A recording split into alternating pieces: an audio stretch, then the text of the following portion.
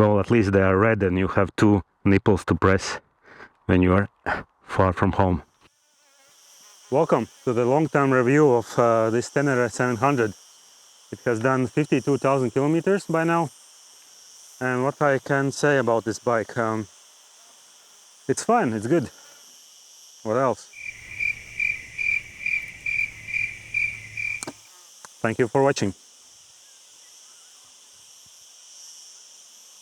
Okay, I'll tell you more. Let's go for a ride.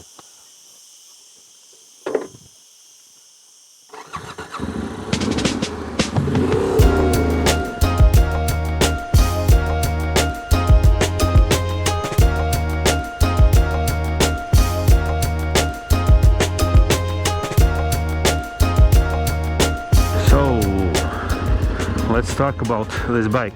Is it still after 52,000 kilometers the best bike for me, or would I rather ride something else? It has done a lot of off-roading here in Latvia as well as all over Europe. It's been many times in Estonia, 3 times on a Scandinavian trip, and then I spent a winter in Spain, in Andalusia, went over to Portugal and to Morocco. Last autumn we were in the Balkans, and I just returned from Italian Alps. I'm going off-road. This isn't going well because I have almost slick tires in the rear that are no good for mud. So yeah, it has seen all kinds of terrain, from mud to sand to rocks, and also a lot of highway and just general street riding, because it is my daily rider. I use it also for work, for commuting, so I think I have a pretty good understanding about what this bike is and what it isn't.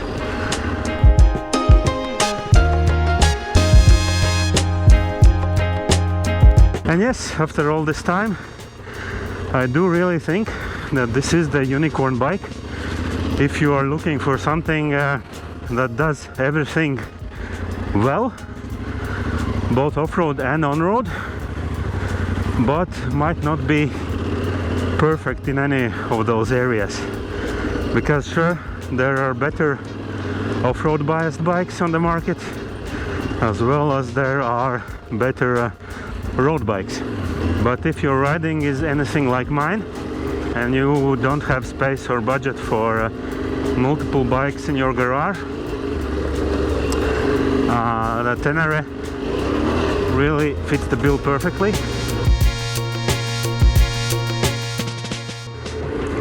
So I really like this freedom of choice regarding the roads I can ride. So even like this, like for example here, the road ended, but there's a single track and I can easily take it, and I'm really not worried whether I will make it here or not.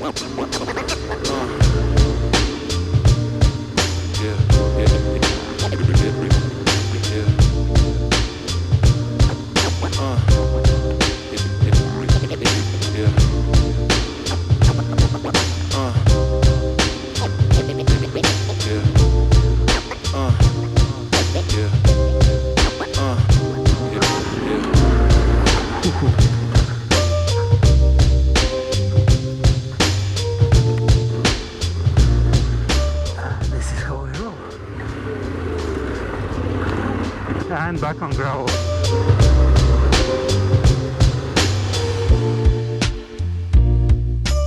My previous bike and also my first bike was a Royal Enfield Himalayan, and of course that bike was underpowered, lacked off-road performance, but what I did like about that bike was the simplicity. There were no electronics, it was easy to work on, just generally down-to-earth simple bike. But when I was looking for something new, something more modern, I was still looking for simplicity, reliability. Those points were kind of high up in my priority list. So Tenere got my attention because it ticked all the boxes, and I just went for it without even test riding it. So let's talk about the suspension. Is it as bad as they say, or is it actually okay? Well, first of all, let's get the spring rates out of the way.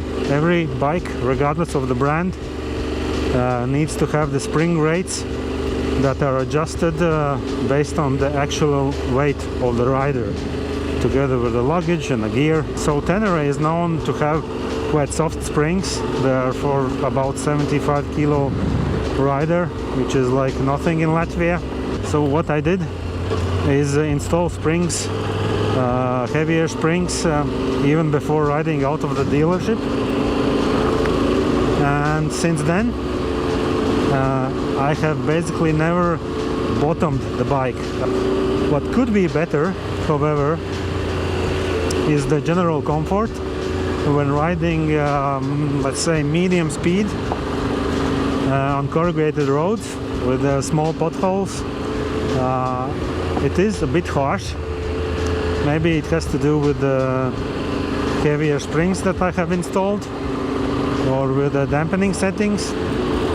So yeah, if you're looking for racing type of stuff, dynamic, aggressive, off-roading, but you still want a Tenere,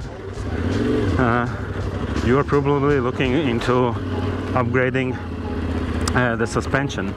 I think there's no point of doing incremental small upgrades. I don't think you will feel such a big difference. So if you want to upgrade, go with all-ins or tractive or that kind of suspension. That is quite expensive, but that is, in my opinion, the only real reason to do anything to the suspension. If I would buy a new Tenere today, I would just go with the Extreme, which is already refined, and I think it's good for 95% of the riders out there.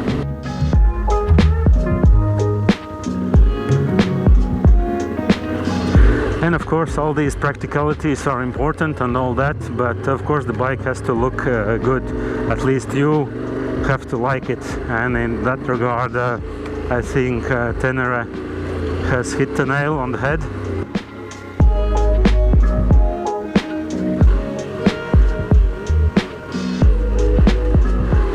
Tenere really feels at home on trails like these. So little jumps, sandy sections, hill climbs, no problems at all.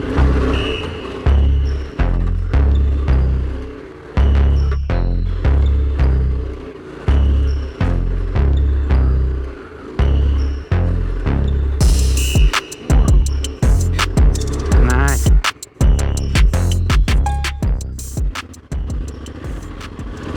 I've heard some opinions that the bike is boring, or that it is just too popular. You are not special by riding a Tenere, but I think that is actually a plus point when we're talking about adventure bikes, because you want a large community where where you can find answers to even the most weird questions. Also the aftermarket support is huge for Tenere. You can get all kinds of parts and upgrades, and you can go really crazy with it. So yeah, for me the popularity of the bike is really an upside, not a downside.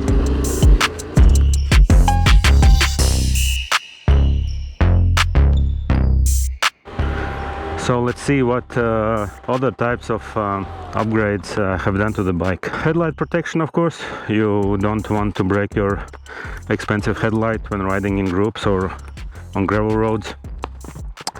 Then there was this problem with the windshield. It creates quite a big buffeting on highway speeds. So at first I installed this mechanism that enables you to lift the screen, but that didn't really solve anything for me because it created just new draft from the bottom here. What did solve it for me was this not very sexy extension from Puig. What it basically does, it breaks up the airflow, so that is what works for me. And here I have this anti-vibration, anti-bubble head that stabilizes this whole thing a bit more because I'm using a navigation phone here and I don't want to rattle it off when going off-road.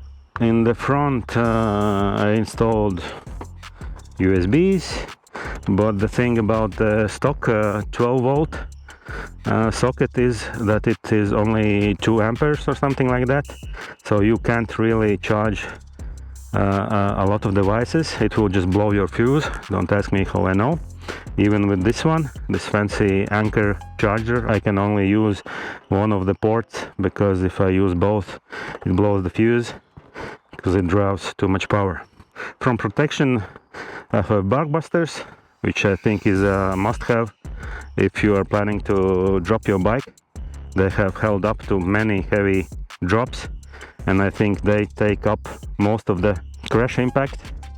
And about crash bars, as you can see, I've crashed a lot and these parts have taken a beating, and probably that would have broken also my plastics.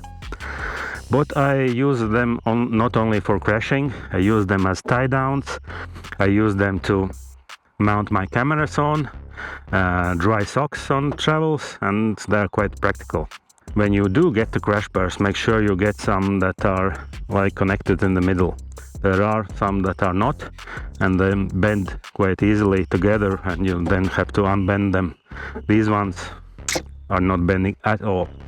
Also from Outback Motor Trek I have the heavy duty bash plate, which has taken a lot of beating on the rocky trails in the Balkans and Spain. I've heard many big bangs, but there's absolutely no dent in them. Also, if you're going to rocky terrains, I would recommend these covers for the engine. I wouldn't install those if I would ride only in Latvia because everything is soft here and only mud.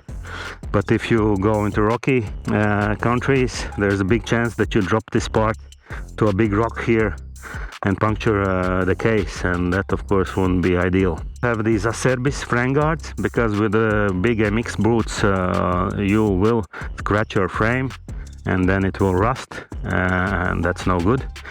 So there's that. And then we have the mirrors. I have double take mirrors, which are quite handy for forest riding. You can take them out of the way. The only drawback were these rubber balls. The original ones are made completely out of rubber, and after a lot of use they get squished and you have to change them. So I bought these aftermarket ones that have a metal core, but they have a problem of unscrewing when on highway, so the mirrors fold from the wind. So I have to figure something else and go with that. Also, since these are RAM mounts, I sometimes use to mount my camera 360 or GoPro here with an adapter, so that's quite useful. I don't need an extra clamp or anything, I just use this one. Oh, I have these short levers from AliExpress. They're both adjustable. They're quite flimsy and I really don't need this functionality, which is made for when you crash so that they don't break, but since I have blockbusters I don't need this, so it's just one extra linkage that makes them so flimsy. In the front, hammer leads, the latest upgrade, quite like these, made in Latvia, very sturdy, haven't broken those. Okay, in the rear, the luggage. I'm a soft luggage type of guy, and I believe you have to be too if you're riding off-road. Theoretically I could go without any luggage racks. Most of those that you can buy make your bike twice as wide, so I didn't want to go that route. What I did, I bought this from Rally Raid product from UK, this small ones, and they just support the bags better. So, and I can also attach stuff to them inside here, like the tide levers, and then when I'm fully packed, I put additional rock strap around them so that they don't jump around and break when going off-road. And also additional bonus is this reinforcement for the exhaust, which is notorious for bending when you drop the bike, but I somehow haven't managed to bend the exhaust at all. I was contemplating about changing the exhaust, but I'm not loud pipes type of a guy, and I do think that the stock sound of the Tenere is quite okay. I might want a little bit bass, but as you can understand, it's quite low on the priority list. And since I'm not bending it, I'm also don't find it useful to reroute it up here, where I would have some other problems with the heat for the luggage and the blinkers. So this is completely fine. I do have a tail tighty from Kido, a German manufacturer, but as you can see, my ass is muddy. But I think this is the problem with most tail tidies, that you are throwing mud onto your back quite easily, sometimes even on the backside of your windscreen. So I would really look into something a little bit more longer, even if it's not so sexy, or make an extension here, because right now, as you can see, this is very nasty. What else in the back? Yes, I have this small, also Rally Raid tail rack. It fits a small Endurist tail bag. Sometimes I feel it is a bit too small, too compact. When I put a big duffel bag here, then there's absolutely no space for anything else here. But you know, it's minimalistic. What I do miss on the rear here is a place where to hold the bike when I'm lifting it. So for example here, this is very hard to put your fingers here. Here it's also not very convenient, but I would look into some solution that lets you grab the bike in the rear when you're lifting it. You really need that. In the front I do have handlebar risers. The original ones come with built-in screws, so when you do bend them, when you crash, then you have to replace the whole mounting bracket. But with these, from off the road, there's just a regular screw inside, and if you happen to bend it, you can just change the screw and you're good to go. Then I have a side stand extension. That is a must-have when you want to park on anything softer than tarmac. I upgraded this side stand spring, because otherwise the side stand would flap when I'm going off-road, but now it stays up and I don't hear it anymore. And then I have these pegs from, I think, SW Motec. They are the ones that you can regulate, but the reason I bought them is because you can make them lower. So I basically set them up to the lowest setting and forget it. This frees up your legroom. It's easier to stand up, but there is one drawback, that they are not very spiky, and in off-road situations when they get wet, they get quite slippery, and I might change them to something else, maybe not as hardcore as the enduro ones, but something that has more grip when wet. Basic protection for the tank, because I do hold my bike with the legs, and I did scratch my previous bike even with my pants, so I made some stickers here. I have a semi-automatic chain oiler from Osco. I find this very convenient, and that's one less thing to think about what to take on the travel. How it works is basically you just pull the pin and it manually just feeds some oil onto your chain, so you can choose when you want to do it. For example, like when you're riding right now in the sand and mud, you don't want to lube your chain, but after washing the bike, you just pull this, ride 100 meters and you're good to go. So no more forgotten chain lube, and this lasts me a year or something. I did install these small valves in the front that you can let out the extra air from the forks, but I don't think that that makes big a difference. Well, at least they are red and you have two nipples to press when you are far from home.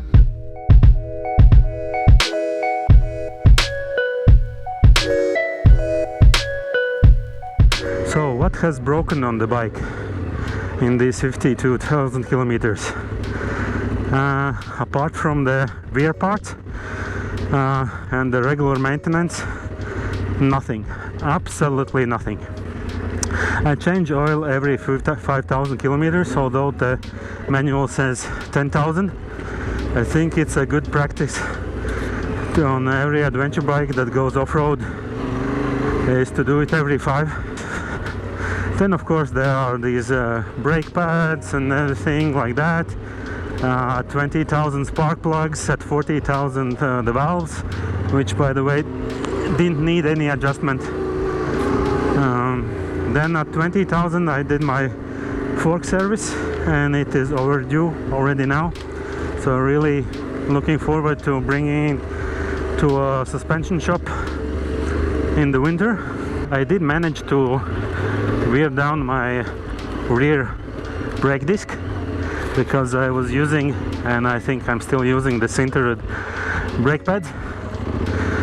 The fronts are still holding up, but really that is always the choice between the sintered and organic brake pads, is whether you change more often the brake pads or more often the very expensive brake discs.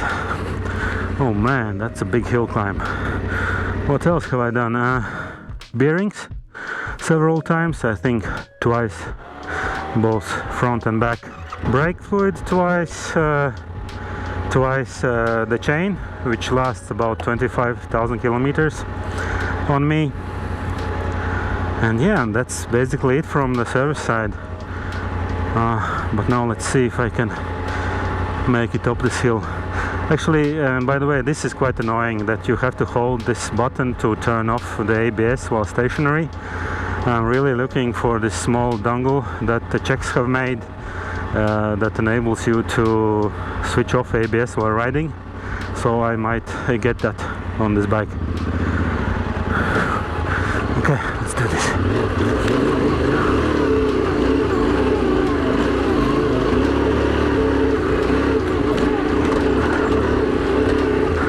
Easy. So there were some questions on Instagram which I might address now. The first one was how is the seat? I'm riding the stock one.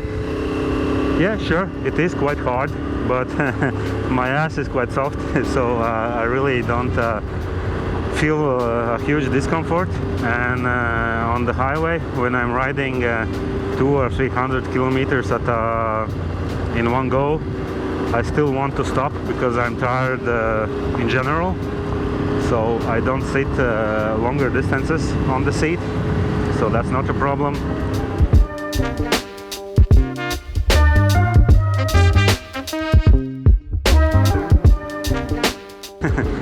Why not KTM? That's a tricky one.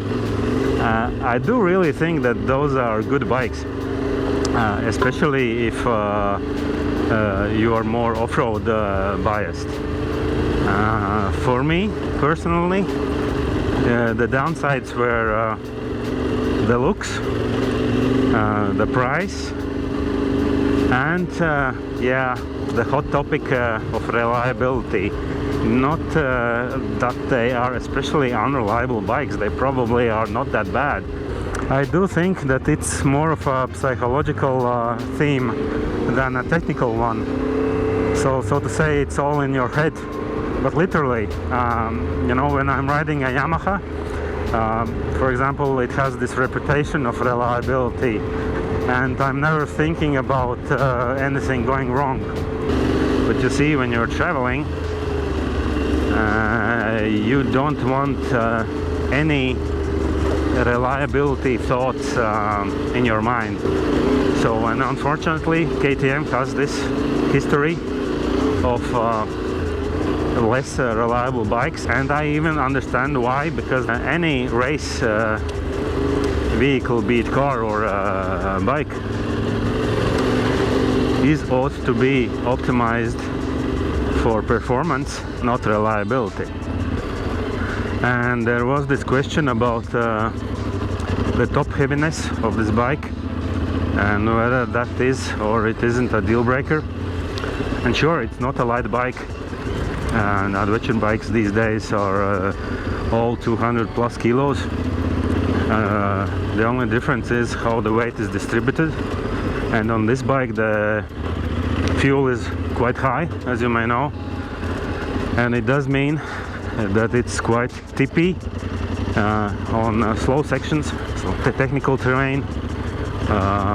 So I've dropped it quite a lot of times, mostly at slow speeds, and then sure, it is quite hard to lift because it also falls very flat, not like a GS on the cylinders or other bikes on the fuel tanks. But for me it's not a big problem because I can lift the bike. I've never needed a rescue from the forest, thankfully. But if you are really considering buying this bike and going off-road with it and doing that alone, what is this? And then you should first really get a buddy with a Tenere and try to lift it alone. If you can't, just don't go off-road with it. That's it. So I think this goes for any adventure rider. You really just have to be able to lift your bike alone. If you're even dreaming of going off the pavement, so that is just a must. And in that regard, Tenere might not be the easiest bike to lift. So yeah, go work out. What can I say? The brakes are good in the front, but in the back they are quite sole-less. You really don't feel, even when you're not riding on MX boots, any progression. It's either on or off. There might be some solutions with aftermarket pedals, but I haven't gotten around to it, and I'm just kind of used to it. Oh, it's so hot now that I forgot that I also have Oxford grip heaters. They are very hot, very well made. They look a bit from the 90s, but they do the job. The only drawback is that the handles are quite thick, and I know that for more enduro style riding you might want to prefer something thinner, but I'm used to it right now. Okay, I think that's it. This bike is really technically boring. I think I will ride at least twice as much with it, if not more. So expect 100 or 150,000 kilometers before looking into anything else. So yeah, thank you for watching, and see you on the next one.